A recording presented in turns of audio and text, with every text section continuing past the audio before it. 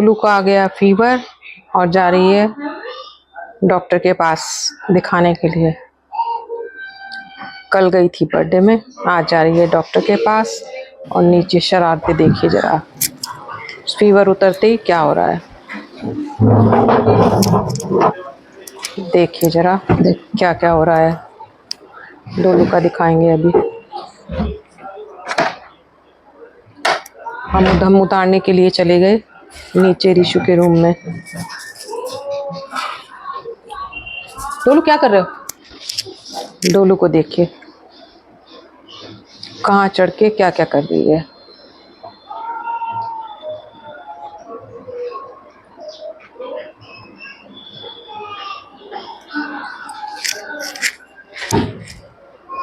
नमस्कार और good evening. तो आज की शाम गर्मी बहुत ज़्यादा है और हम आ गए हैं नीचे इस समय शाम को, क्योंकि डोलू देखिए क्या कर रही है। डोलू को कल क्या हुआ कि डोलू कल गई थी बर्थडे में अपने एक मानविक अग्रवाल की बर्थडे में गई थी बच्चे की। उसके साथ में उसका क्लास फेलो ही है। तो वहां से इतनी ज्यादा थक गई, तो टमटम जॉन में बर्थडे मनाई गई थी, तो वहां से इतने ज्यादा बच्चों ने गेम किए कि वो इतनी थक के उसको फिर आ गया फीवर, वायरल हो गया। सारी रात परेशान रही और फिर मॉर्निंग में क्या हुआ कि फिर मॉर्निंग में डॉक्टर को दिखाया, उसको मेडिसिन खिलाई गई और तब जाके जब 2 बार फीवर आ चुका है, मेडिसिन लेके ठीक हो रहा है। और डॉक्टर ने बोला है अभी 2-3 दिन तक थोड़ा सा रेस्ट करना पड़ेगा। और लेकिन अब इस समय बोर हो गई तो ऊपर से आ गई और मैं दिखाऊं कि अब इस समय क्या कर रही है। ये देखिए, हम नीचे के रूम में आ गए, स्टडी रूम में, और डोलू ने शुरू कर दिया अपना काम। और ये स्टडी टेबल है रिशु की पुरानी, बहुत पुरानी स्टडी टेबल है रिशु की। और एक ये जो है कंप्यूटर टेबल भी बहुत पुरानी है। तो जब रिशु पढ़ता था ना तो इन्हीं दोनों के ऊपर ही पढ़ता था, तो ये नीचे रहती हैं। इस समय भी रिशु अपना लैपटॉप से इसी पर काम करता है। और आज रिशु गया हुआ है आउट ऑफ स्टेशन, दिल्ली गया हुआ है और हम यहाँ बातचीत करने के लिए आ गए हैं। तो मैंने सोचा कि अपना जो स्टोरी टाइम है ना वो भी यही मैं बताऊं। आज छोटी सी एक स्टोरी सुनाऊंगी, वो यहीं से सुनाऊंगी। तो स्टोरी सुना देती हूँ एक छोटी सी। सुनाए डोलू? हाँ। बहुत अच्छी सी स्टोरी। हाँ। तो डोलू भी सुनती रहेगी और उसका मन भी लगा रहेगा। से हाय डोलू। हाय।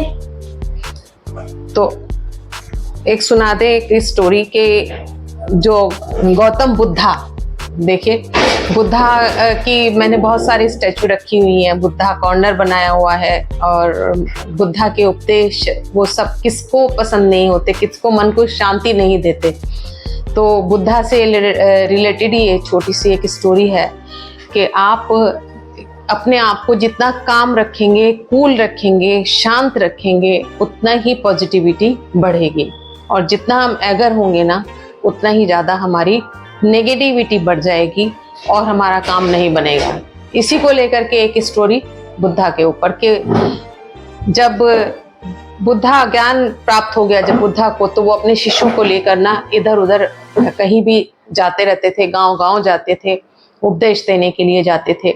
और उनका उद्देश्य होता था कि लोगों को इस तरीके से प्रेरित करना कि वो उनकी समझ में आए कि वास्तव में जो अच्छे भाव हैं अगर मन के होंगे तो किस तरह से इंसानियत ऊपर उठेगी। तो इसी तरह से वो अपने शिष्यों को लेकर के एक बार जा रहे थे कहीं, तो रास्ते में जो था, जब चलते थोड़ा थक गए, तो शिष्यों ने कहा कि थोड़ा सा रेस्ट कर लिया जाए कहीं। तो वहीं एक बरगद का पेड़ देख करके बुद्धा रुक गए और रुक करके ना वहाँ गौतम बुद्ध जो थे बैठ गए सब शिष्यों के साथ में। तो ये हुआ कि पानी की प्यास लगी थी सबको, तो पानी पिया जाए। तो पानी था नहीं साथ में, तो उन्होंने एक शिष्य को कहा कि अब आप उठिए और उठ करके ना इस पेड़ से 2 कदम आगे जा करके थोड़ा सा गोल घूमिए।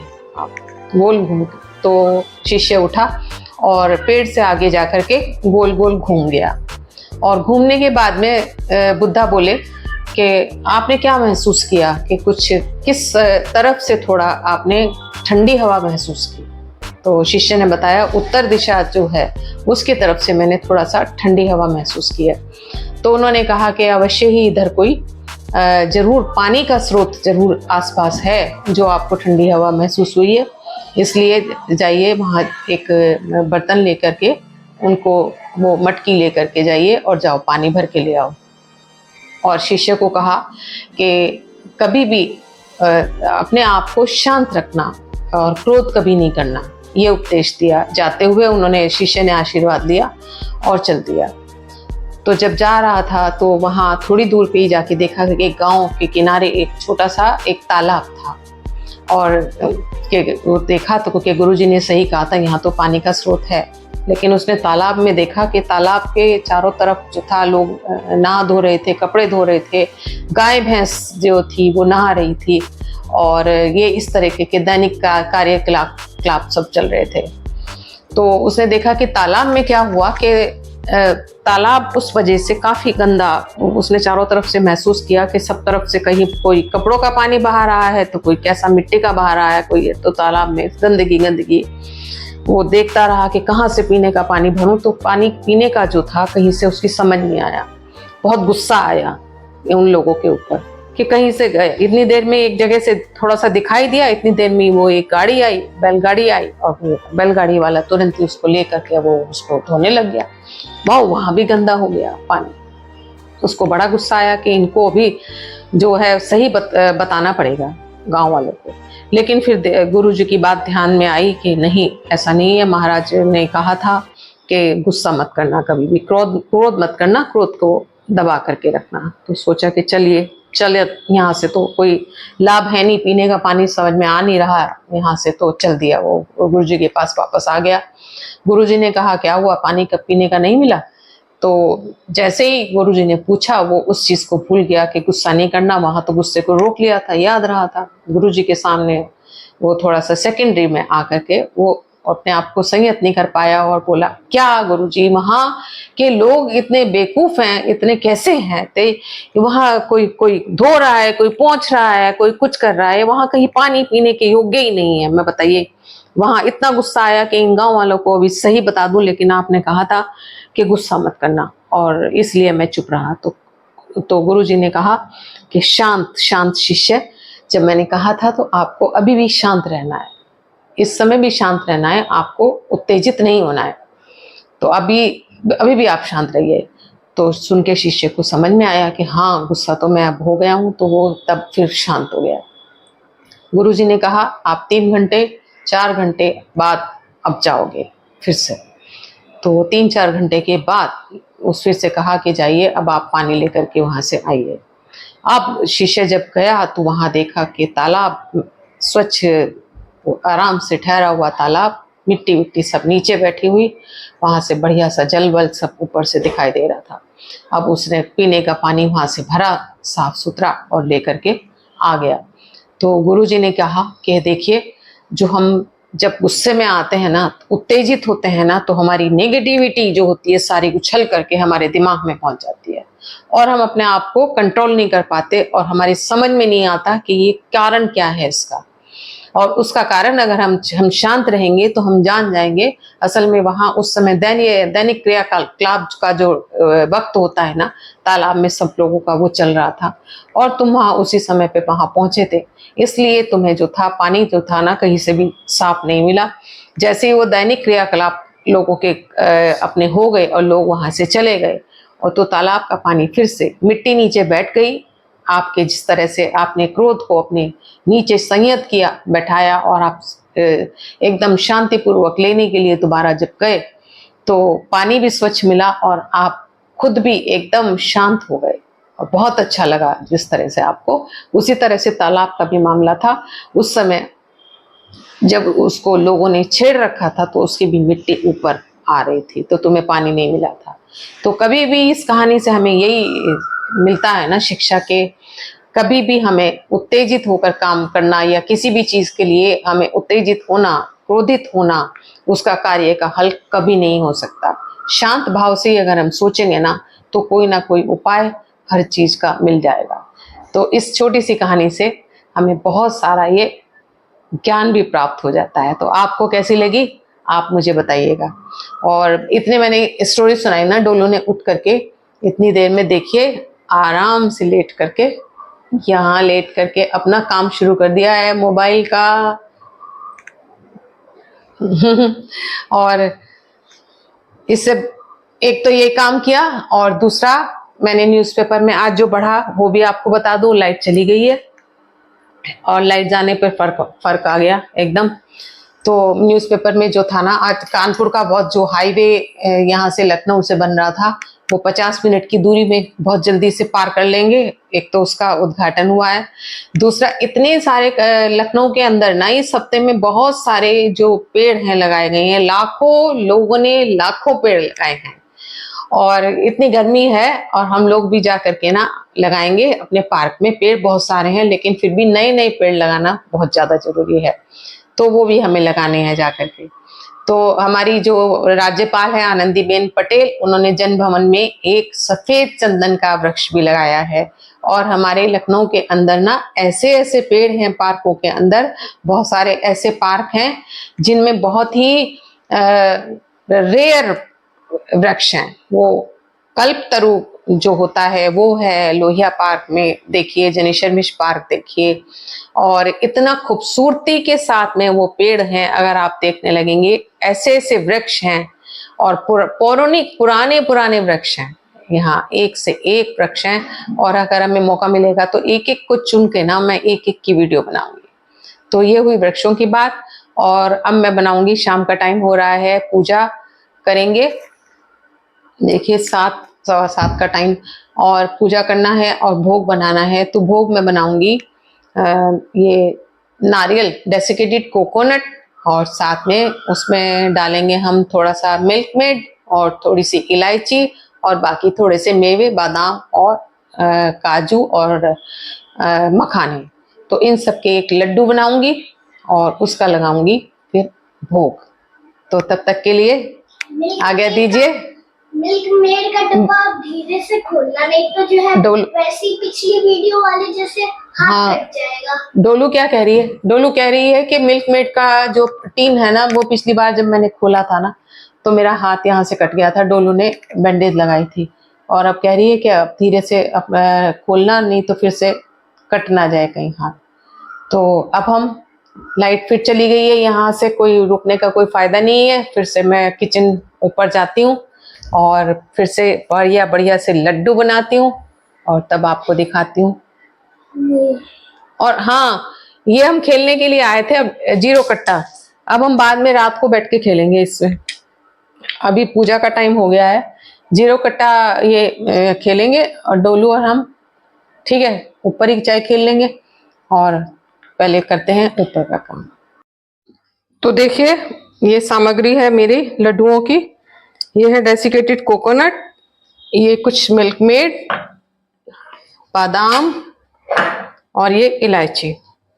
तो कुछ थोड़ा सा बादाम ले लेंगे, उनको दरदरा कूट लेंगे।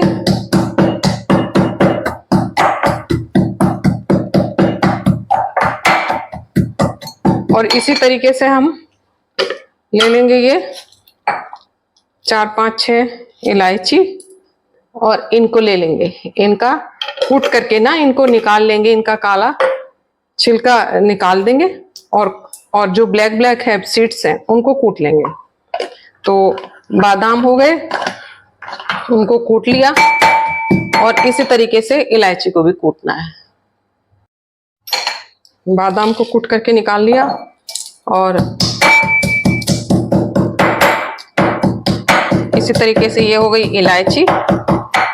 और इनके जो है ना, ये इनके सीड्स अलग कर लिए और ये छिलका हटा देंगे। तो ये हटा दिया जी, छिलका और सीड्स को कर दिया। और ये जो छिलके हैं ना, इनको मैं वेस्ट नहीं करूंगी, इनको मैं चाय की पत्ती में डाल दूंगी। तो ये हो गया बादाम का, और इसका काम हो गया। अब ये जो कोकोनट पाउडर है, इसको मैं करूंगी थोड़ा सा गैस के ऊपर रोस्टेड कढ़ाई में डाल के हल्का सा, ये कच्चा रहता है, इसको पहले हम देख लेंगे ये मार्केट का होता है कि कहीं से कुछ इसमें कुछ खराबी तो नहीं है। देख लिया, उसके बाद मैंने इसको थोड़ा सा कढ़ाई में डाल के इसको कर लूँगी मैं हल्का सा, जैसे वो रोस्ट कर लेते हैं ना, जैसे सूजी को हल्का सा कर लेते हैं उसी तरीके से इसको रोस्ट करूँगी। रोस्ट होने के बाद इसका एक तो स्वाद बढ़ जाएगा, इसकी जो जितना भी मॉइस्चर है ना एक्सेस वो निकल जाएगा। एक्चुअली इसमें ना अपना डेसिकेटेड कोकोनट में जो है ना कोकोनट ऑयल मिक्स होता है, तो इसमें बहुत ज़्यादा वक्त नहीं लगता। ये देखिए ये बहुत जल्दी इसमें पिंकिश ब्राउनिश ये आ गया टच, और मैं इसको कर दूंगी बंद। बस इसको हल्का सा ही रोस्ट करना है जैसे कि हम सूजी को कर लेते हैं, बहुत जल्दी से ही करते हैं ताकि वो जले नहीं। और देखिए तुरंत ही ये पिंक पिंक हो गया, और मैंने नीचे से गैस भी ऑफ कर दी। इस समय इसको चला चला के मैं थोड़ा सा, जो गरम कढ़ाई है ना इसी में ही बाकी ये हो जाएगा। ये हो गया, और अब मैं इसको क्या करूँगी ठंडा होने के लिए, ये जो प्लेट है ना ये मैं दिखा दूँ आपको, ठंडा होने के लिए इस प्लेट में कर दूंगी।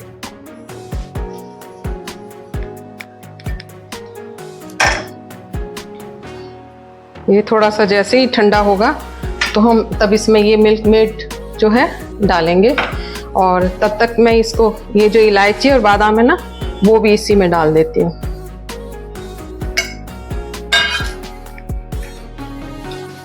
आप जितना भी मेवे जो भी रख चाहिए ना आपको वही आप इसके अंदर यूज़ कर सकते हैं। ज़्यादा मुझे नहीं चाहिए, इसमें थोड़ा सा ही चाहिए, और इसको थोड़ा सा इंतज़ार कर रही हूँ मैं थोड़ा सा ठंडे होने का। और ये हल्का ठंडा हो गया है, बहुत मामूली गर्म रह गया है देखिए थोड़ा सा। और अब मैं इसमें डाल दूँगी मैं मिल्क मेड, और मिल्क मेड से दोनों काम हो जाएंगे, एक तो चीनी और दूसरा खोआ। मैं देखती हूँ कि इसमें मेरे लड्डू जो है ना, और इनको हाथ से मैं देखिए ये एज अ खोआ चीनी दोनों का ही मिश्रण ये काम करेगा। बहुत टेस्टी टेस्टी लड्डू बनेंगे इसके, और कितना इजी बन गया देखिए बहुत कम टाइम में। और अगर हम इसको पहले से ही करके रख लेते हैं ना, जैसे नारियल को पहले से ही हम हल्का सा भून करके रख सकते हैं, और चाहे जब मिल्क मेड में मिला करके ना मेवों में मिला करके इसके लड्डू बना सकते हैं। तो मार्केट के लड्डुओं से भी ज़्यादा स्वाद मुझे ये घर के लड्डू लगते हैं, जो अपने हाथ के बनाए हुए। और ये देखिए अच्छी तरह से मिक्स हो गया, और अब मैं बना लूँगी इसके ये लड्डू। आप चाहें तो इसके ऊपर भी कुछ भी लगा सकते हैं। देखिए ये बन गया, जितना गोल बनाना हो जैसा बनाना हो। थोड़ा सा अभी मेरा हाथ चिपक रहा है, पहले इसको साफ कर लेंगे। और ये पहला लड्डू भगवान के नाम का, ये दूसरा लड्डू दूसरे भगवान के नाम का। तो ये बन गए, तैयार हो गए लड्डू। कैसे लगे? तो जब भी आपको ना भगवान का भोग बनाना हो जल्दी से, तो तुरंत ही ये लड्डू, नारियल के लड्डू बना सकते हैं आप तुरंत ही।